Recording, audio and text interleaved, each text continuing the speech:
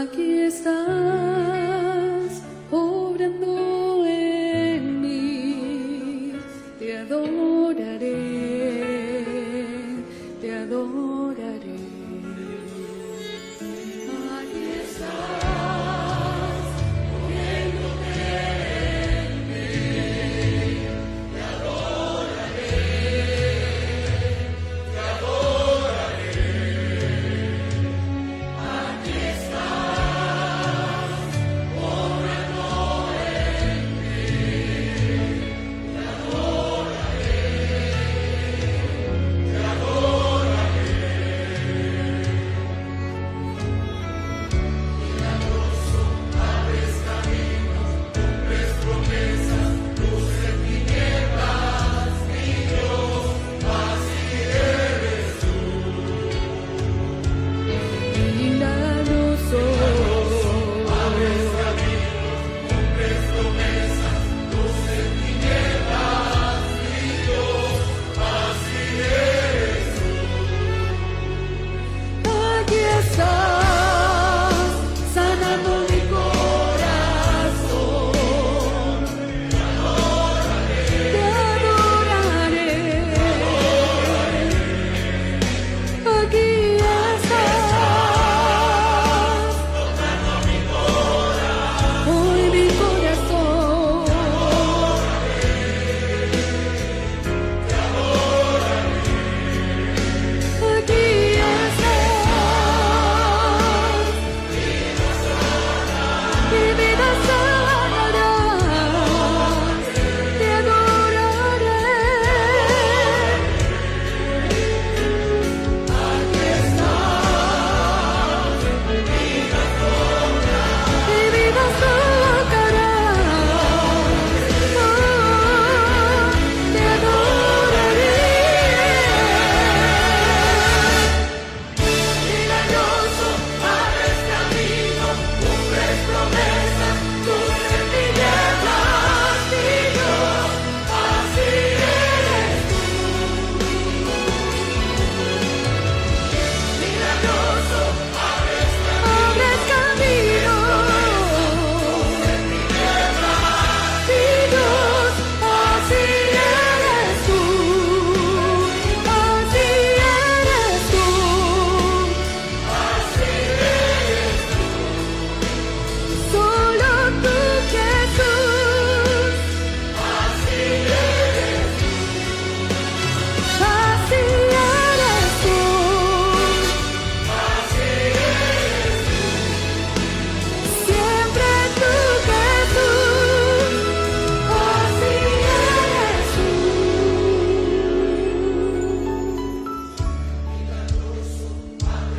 Cumples tus promesas.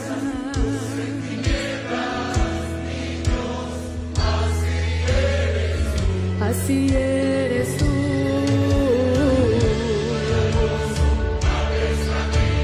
Cumples promesas. Mi Dios, así eres tú.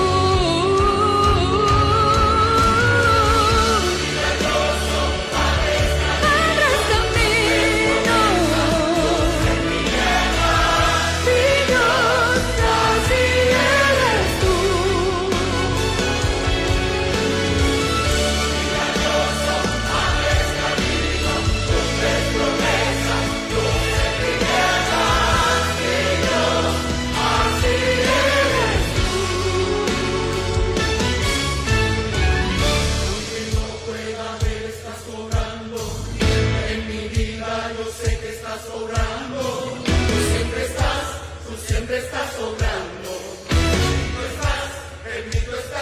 Aunque no pueda verte, mi Cristo, estás sobrando, tú siempre estás sobrando, en ti tú estás sobrando. En mi vida yo sé que estás sobrando, tú siempre estás sobrando.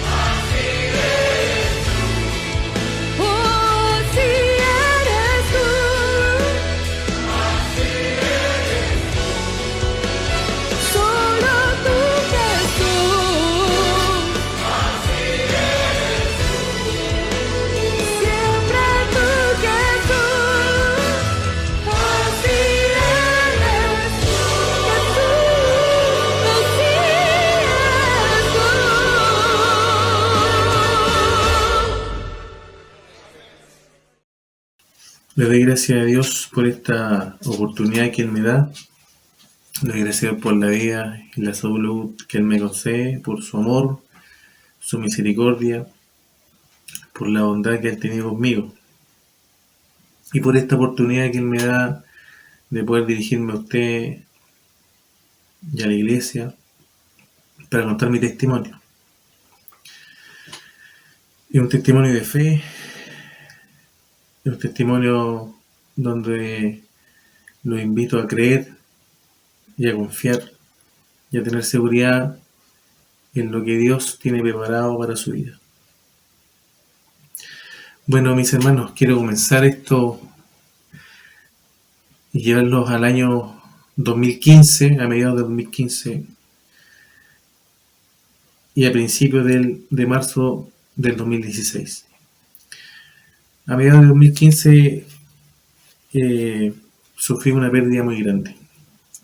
Sufrí una pérdida muy grande de un familiar cercano, que es el padre de mi esposa. Y para mí fue una pérdida muy grande, porque nunca había sentido ese dolor, esa angustia de perder a un ser querido. No siendo mi sangre, yo lo quería mucho a mi suegro. ¿Y por qué les cuento esto? Porque posteriormente a eso, en mi trabajo también tuve un trabajo que era de mucha presión, no me alimentaba bien, y ahí empezó todo. Me empecé a sentir mal, me empecé a... Pasaron los meses, llegó diciembre, enero, después fuimos de vacaciones en febrero, y al llegar a marzo ya me sentí muy mal, sentía dolores de espalda, cansancio, me cansaba muy fácilmente, llegaba a la casa puro a acostarme, a dormir, y después al otro día me levantaba a trabajar y todo. Y eso obviamente gatilló y andaba algo que no estaba bien. Mi esposa me preguntaba, yo le decía no, que me sentía mal, y yo no quería ir al médico, por hermano, jamás en mi vida me sentí mal. Jamás en mi vida fui a un hospital o una clínica a estar en una camilla. Nunca me había hecho exámenes de sangre o de cualquier otra cosa, entonces no era algo que yo quería. Pero mi señora me sacó al médico y fuimos al médico. El médico me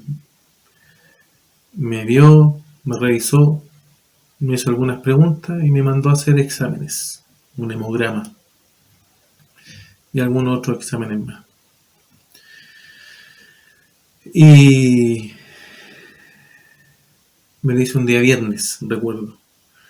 El día sábado me fui a hacer los exámenes al tiro, para no perder un día de trabajo, dije yo. Estaba muy metido en mi pega.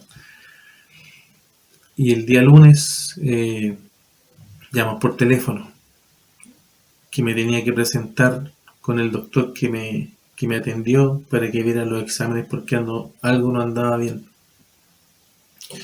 Y yo no le tomé mucha importancia ese día, llegué a la casa y incluso me fui un poco antes para poder ir ese mismo día, lunes, a ver al doctor. Y yo dije, a lo mejor es una diabetes, estaba en la edad de la hipertensión, a lo mejor pensé yo como que no era algo tan grave. Y el doctor vio los exámenes, llegamos ahí y por la cara que puso no era algo muy bueno. Y me dio una otra consulta para que fuera a ver un hematólogo. El hematólogo, yo no tenía idea que era un hematólogo, pues hermano, como les decía, yo jamás en mi vida había estado en un hospital por ninguna enfermedad. Así que empecé a averiguar lo que era un hematólogo, y esos doctores son los que ven la sangre. Y me empecé a preocupar, pues, hermano, porque la sangre, y uno empieza ahora con la tecnología a ver los celulares y todo, o donde estaba en mi trabajo, empecé a averiguar. y ya más o menos tenía algo visto que podía o no podía hacer. Pues. Así que fui al doctor, fui a un hematólogo, era una doctora que me atendió, y ella ve los exámenes y me dice, no, tú tienes leucemia, me dice. Y a mí se me vino el mundo abajo en ese momento, hermano. Agaché mi vista y no hablé. No tenía palabras para decir nada. No pensé en ninguna cosa. Como que quedé mudo. Y en un principio estaba cabizbajo por la noticia. Yo creo que a cualquiera que le digan que tiene una enfermedad de muerte o catastrófica no sabe qué hacer en ese momento. Le conté a mi clase, a mi amada clase Italia. Les conté que tenía esa enfermedad. El predicador de ese tiempo me ungieron, le contó a la iglesia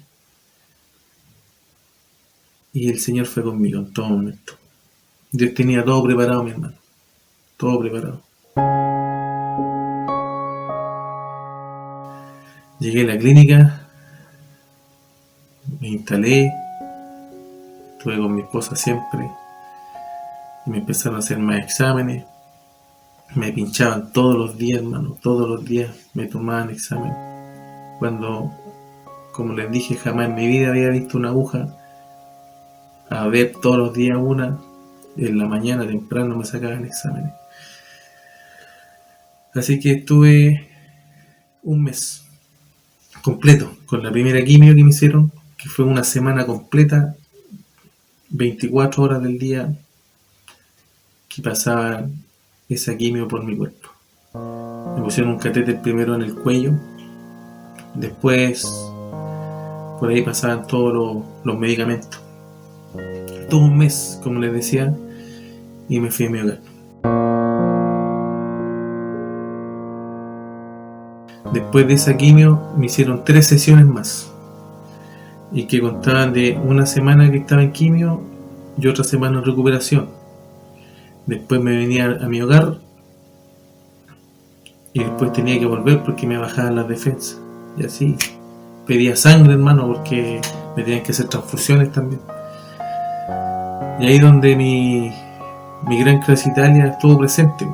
Ahí varios hermanos fueron a dar sangre y los doctores allá, los enfermeros, enfermeras se sorprendían de por qué me iban a ver tanto. Pensaban que era algo importante. Yo no soy nada, pero para el Señor soy un príncipe. Él me tenía, pero regalón. Así que en esas 3 sesiones que estuve,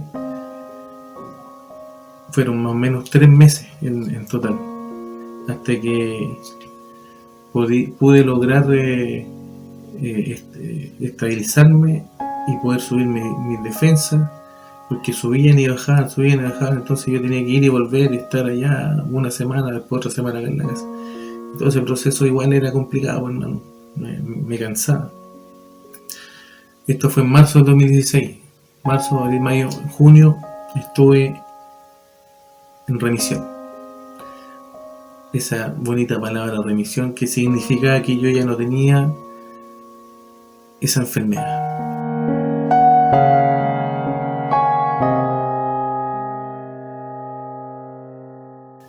Llegó julio y empezaron, en ese tiempo teníamos los ensayos del sector sur, así que ahí en el ensayo que hicimos en clase Italia, todos los hermanos oraron por mí, se portaron pero excelente los hermanos del sector sur. Me vinieron a ver a mi hogar, me ayudaron, fueron muy lindos, de varias clases, oraban por mí, incluso de muchos lugares. La juventud de la clase Italia estuvo conmigo todo momento, oraban por mí, hermanos de otras regiones, incluso hasta de otros países, enviaban oraciones y oraban por mí, hermano. Mire, todo lo que movió el Señor.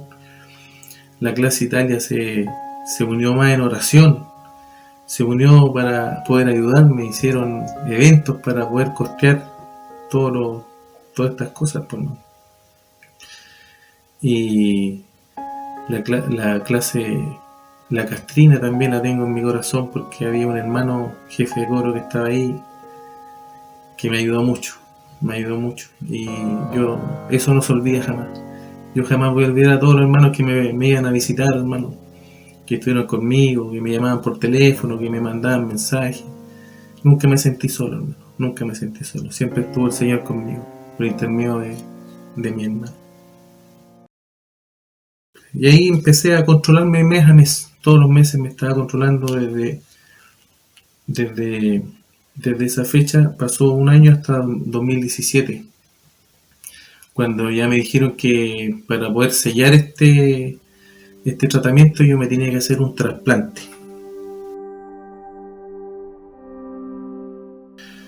Yo tengo 3 hermanos, 2 hermanas y un hermano. Un hermano que vivía en Iquique, perdón, y 2 hermanas que viven en Tomé, en Concepción, en la 8ª región. Y en los lugares que yo estaba no podían hacerse el examen de compatibilidad, así que tuvieron que viajar acá a Santiago y hacérselo. Y fue complicado porque no estaban los medios, no estaba económicamente muy bien. Se empezaron a hacer los exámenes de mis hermanos primero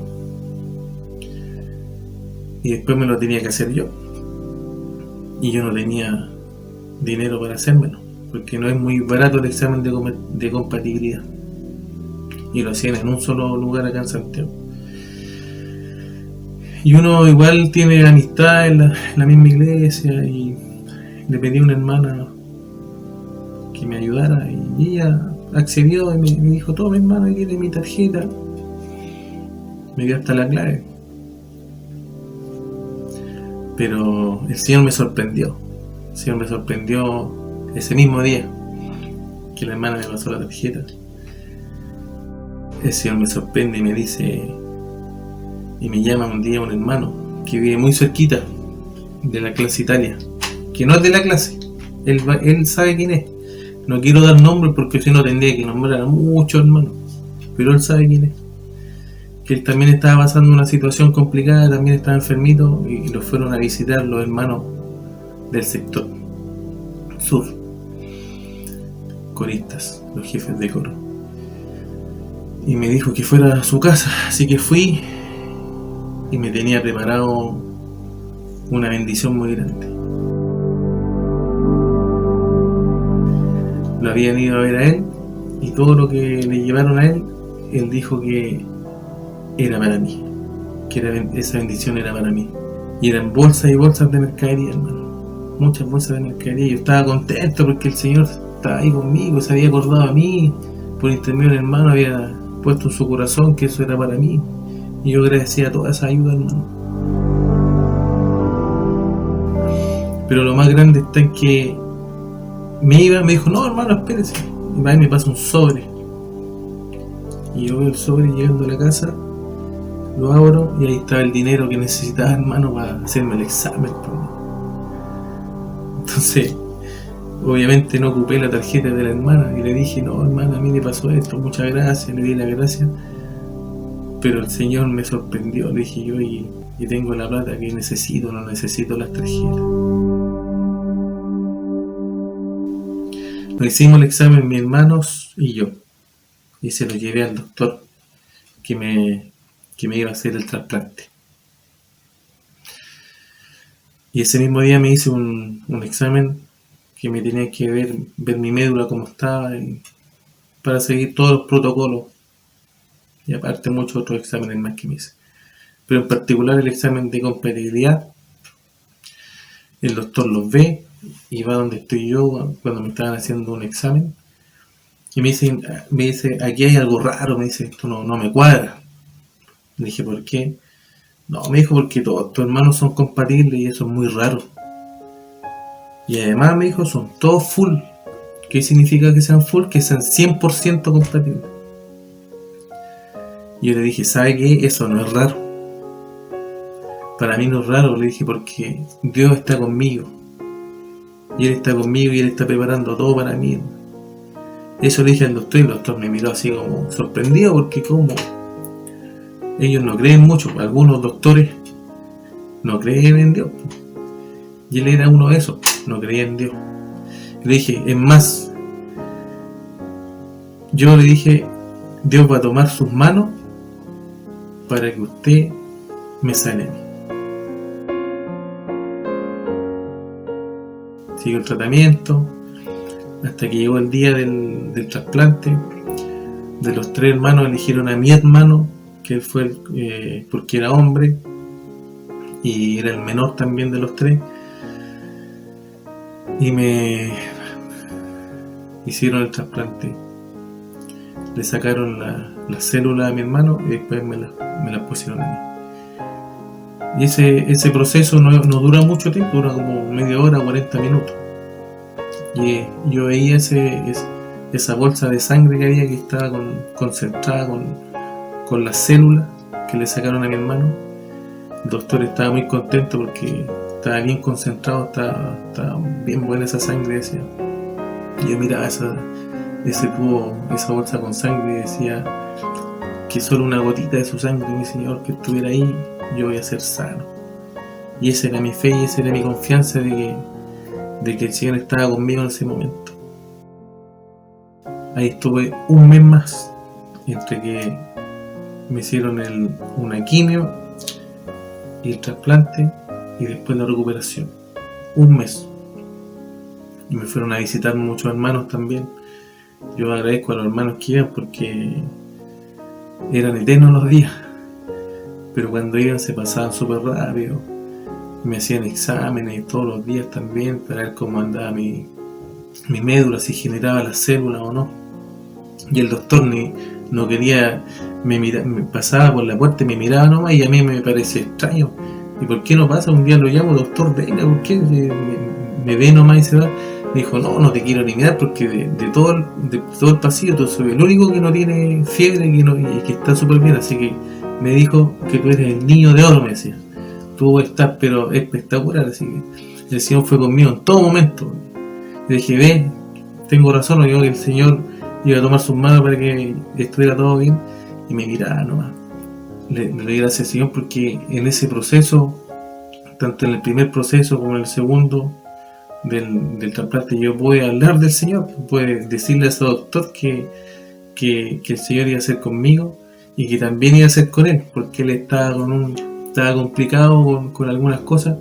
Y le dije, mire, déjele todo a Dios, pídale que Él resuelva ese conflicto que usted tiene y Él va a ser con usted. Y él me dijo, sí, tenés toda la razón, mi hijo, y me abrazó. Así que yo creo que él creyó en ese momento en Dios, siendo una persona corazón duro, que en la ciencia. Así que le doy gracias al Señor por esas palabras que él me dio en ese momento.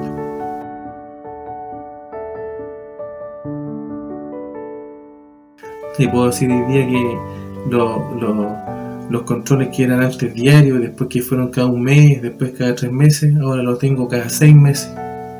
Y así hasta que después ya pasen 5 años y ya no voy a tener más control. Pero el Señor, cuando hace algo, lo hace bien a la primera. O sea, si Él me sanó desde un principio. Y le doy gracias al Señor por eso. Y yo le invito a creer, le invito a confiar en el Señor. Aunque veamos que está todo abajo, que está todo negro, que la dificultad, que nosotros no podemos salir de ahí, Dios va a tomar el control de todo, mi hermano. Él va a tener el control de todo, de su vida, porque Él ya tiene para usted un camino trazado. Y le doy gracias, Señor, por todo esto, y para el Señor sea toda la honra y toda la gloria desde ahora y para siempre.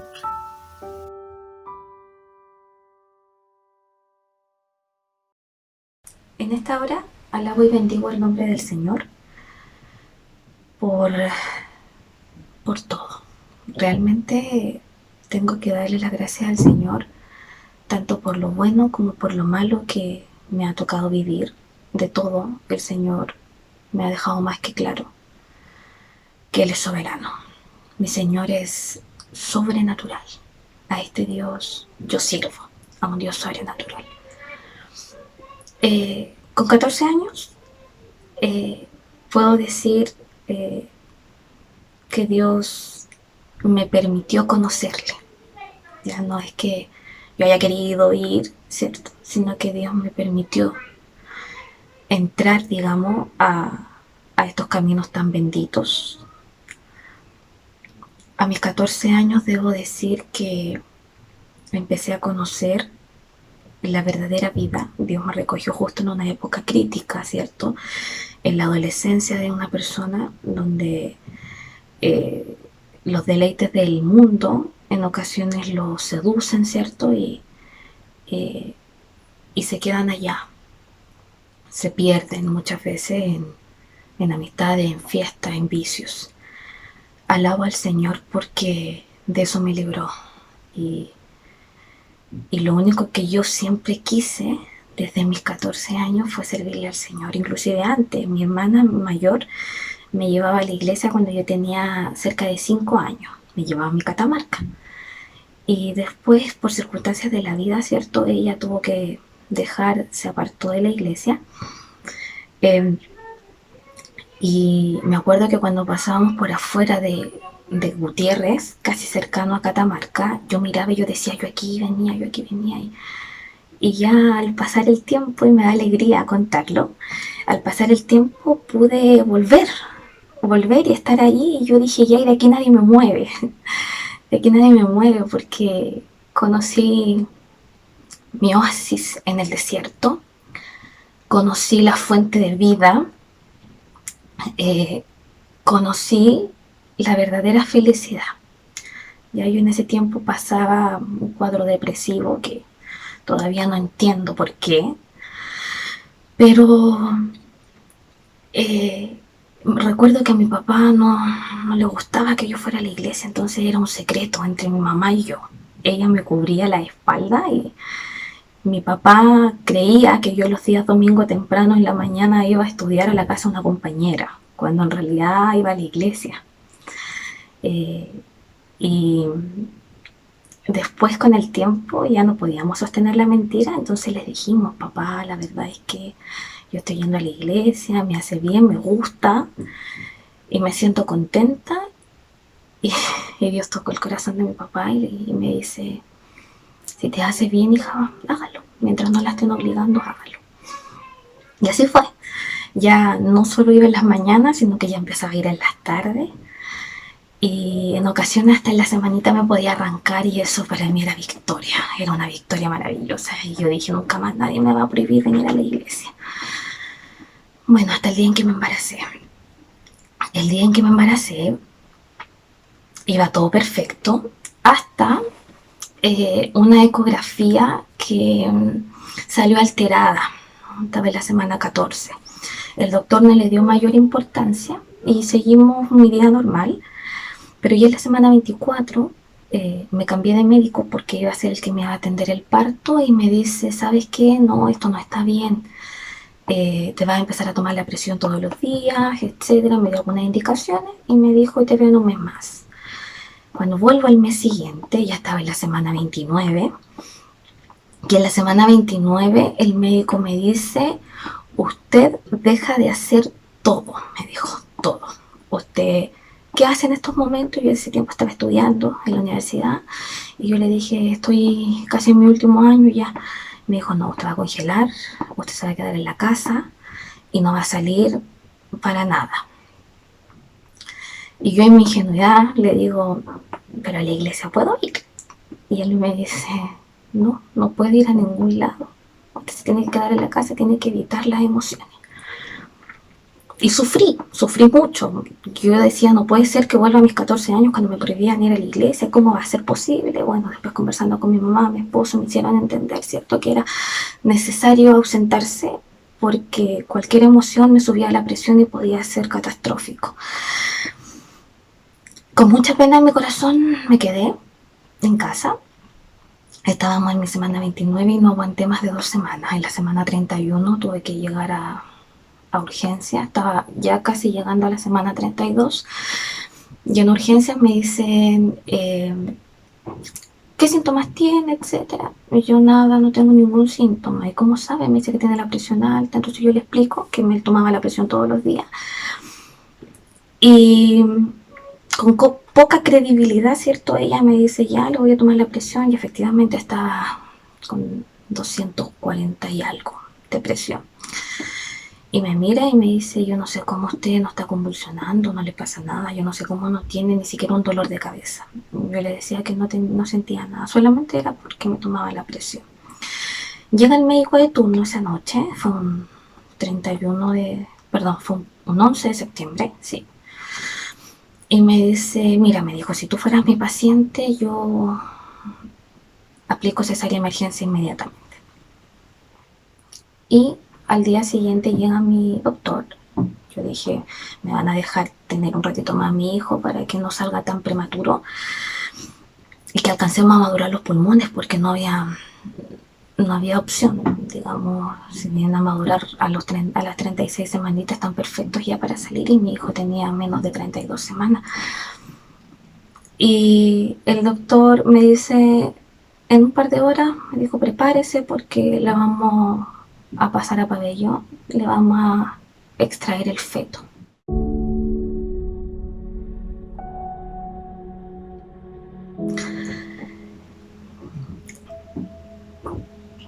Me duele un poco esa parte porque yo entiendo por feto que iba a salir y a lo mejor no iba a poder respirar, o iba a nacer sin vida, no sé, me imaginé cualquier cosa. Uno siempre, o sea, por lo menos yo me imaginé en ese momento lo peor. Y yo le digo, pero va a nacer, va a vivir. En estas cosas, ¿cierto? En estas dudas que aparecen. Y el doctor me dice, mire, o sea, tranquila primero. Yo le dije, lo van a intubar. Y me dice, es posible, me dice, lo que pasa es que no sabemos si sus pulmones vienen maduros, pero tranquila, acá está el mejor equipo, neonatología, etcétera. Trató como de darme esa tranquilidad más terrenal, ¿cierto? Más de ciencia, así como para dejarme tranquila. Y claro, en ese momento, en la aflicción, como dice el salmista, ¿cierto? En la aflicción clamé a Jehová y Él me oyó. Y había que esperar solamente. Yo contaba con algo importante, con algo poderoso, que era un ejército de catamarquinos orando, tanto por mi hijo como por mí. Me llegaba el mensaje de mi tía siempre, hija, estamos orando por ti, estamos orando por tu bebé. Entonces, qué mayor tranquilidad. Yo decía, va a estar todo bien. Yo confío en el poder de la fe. Yo confío en el poder del Señor. Entonces, yo dije, vamos. No sabía a lo que iba. Todo para mí era nuevo, obviamente, ¿cierto? Primera vez que era mamá. Y me pasan a pabellón, realizan la cirugía y sale un grito muy fuerte, que era mi hijo. Ese que a lo mejor iba a salir sin poder respirar o con dificultades, ese hijo nació.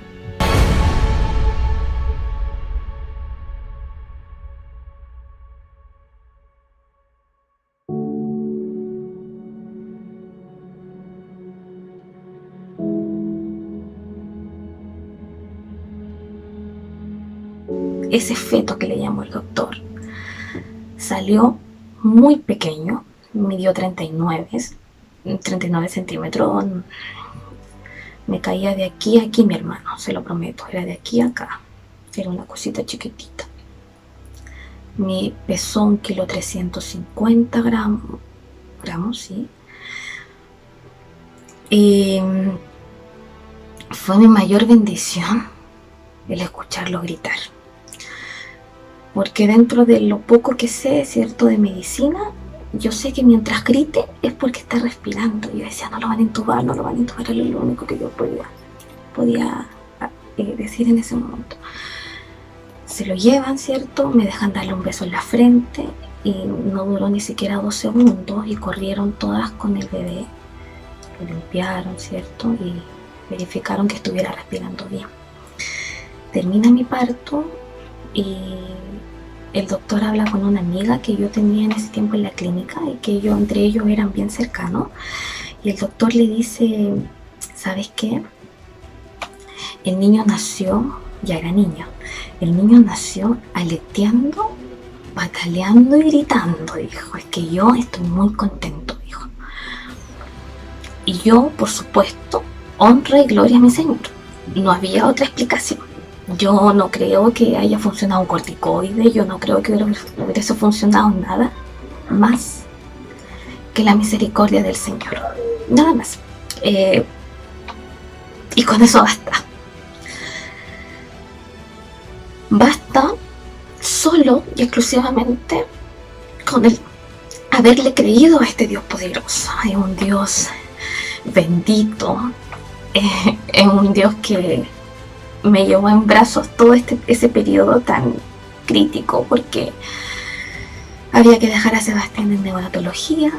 Él estuvo internado 1 mes, 8 días, y yo alcancé a estar con él 5 días que me dejaron internada, y yo de ahí a mi casa, y de mi casa todos los días a la clínica. Y bueno, nació un día sábado, me acuerdo, y un día lunes, el día domingo lo pude ver, lo pude tomar, pero me caía acá chiquitito, me daba miedo apretarlo porque era muy frágil. Y me acordaba de esa alabanza tan preciosa que es sobrenatural, que hace alusión, ¿cierto?, a Ezequiel y el Valle de los Huesos. Mi hijo era solo huesito, muy chiquitito, todo le quedaba grande, tenía un pañal enorme que le quedaba inmenso. Y yo recordaba esa alabanza que decía, profetiza sobre aquellos huesos que vida recibirán. Ya no recuerdas mi poder, es sobrenatural. Y yo decía, sí, Señor, tu poder es sobrenatural. Es que el Señor hace posible lo imposible, mi hermano querido.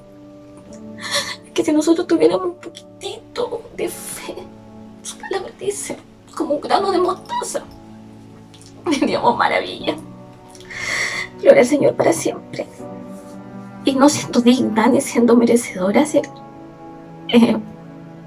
pude ver el poder del Señor.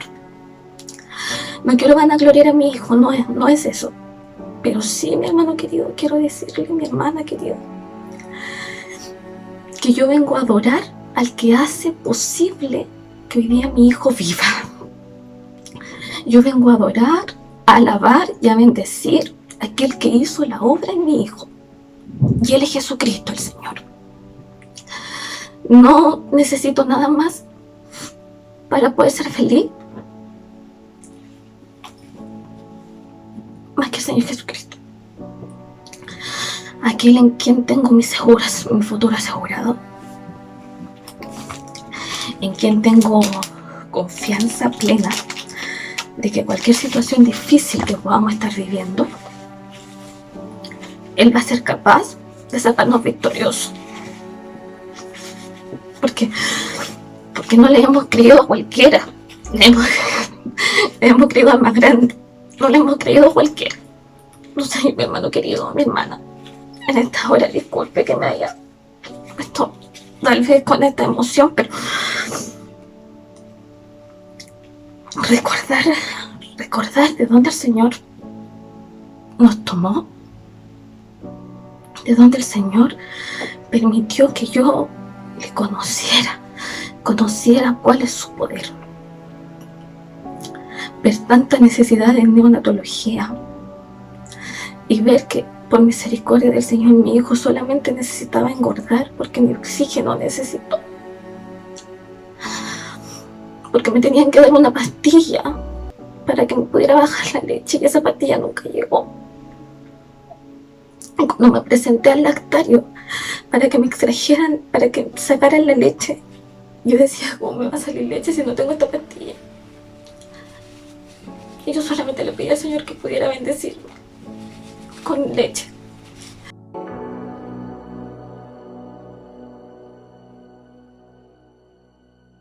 Y empieza a sonar la máquina y empieza a salir un calostro inmenso.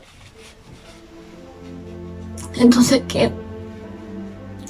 aquí mi hermano querido, yo voy a atribuir esto tan bendito, si no es el Señor, el dador de la vida, el Señor, quien ha estado conmigo en toda circunstancia, quien ha estado con mi hijo, y que le ruego y le suplico que jamás nos desampare. Y en estos momentos, mi hermano querido, así como después que pude tener a mi Sebastián, pude ir a la iglesia, cantaba victoria porque estaba allí. Asimismo lo vamos a poder hacer ahora que pase toda esta pandemia, mi hermano querido. Vamos a poder llegar y vamos a poder alabar y bendecir al Señor, que también nos hace. Que aunque nosotros seamos infieles, Él permanece fiel. Yo a este Dios alabo y bendigo por todo lo que ha hecho en mí y por todo lo que va a hacer. Porque la fe que tuvieron aquellos profetas en aquel tiempo es la misma que tenemos ahora. Tenemos que ponerla en práctica, mi hermano querido. Porque ese Dios de aquel tiempo, el Dios de Moisés, no sentía que venían todos detrás y que lo iban a atacar. Cuando venía Faraón con el pueblo de egipcio y venían, y ellos decían, ¿qué vamos a hacer? Nos encontramos con el mar acá adelante. Ese es el problema. Ese es el problema, esa es la dificultad, el mar. Pero gloria al Señor para siempre, que Él tuvo la fe de escuchar al Señor. Él sabía que estaba el Señor con él, ¿cierto? Y abrió ese mar y pudieron pasar, y al otro día, al otro lado, cantaron victoria, pasaron con sus pies secos. Así mismo nosotros vamos a pasar, mi hermano querido, con la ayuda del Señor. Vamos a cantar victoria.